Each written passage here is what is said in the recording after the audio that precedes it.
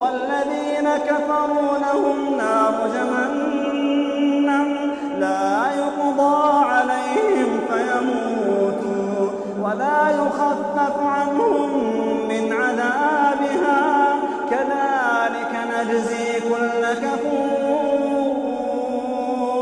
تو اللہ رب العالمین نے صدیق اکبر رضی اللہ تعالی عنہ کو بڑے فضائل اور مناقب سے نوازا تھا، اور اللہ کے نبی نے اپنی زندگی کے آخری دنوں میں، صحیح بخاری وغیرہ کی حدیث ہے، جب آپ بیمار ہوئے، نماز کا وقت ہو گیا، تو آپ صلی اللہ علیہ وسلم نے اپنے گھر والوں سے کہا مرو ابا بکر فلیصلی بالناس، ابو بکر کو حکم دیجئے وہ لوگوں کو نماز پڑھائیں۔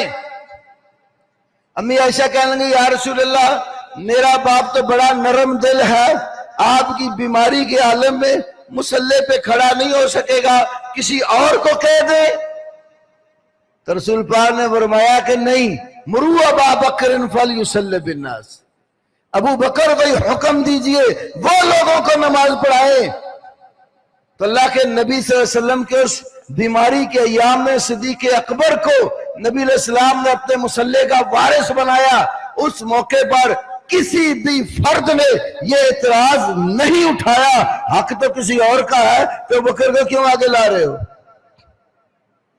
حضرت علی بھی تھے، حضرت عباس بھی تھے، اور بھی آپ صلی اللہ علیہ وسلم کے قرابت دار اور دیگر صحابہ بھی تھے۔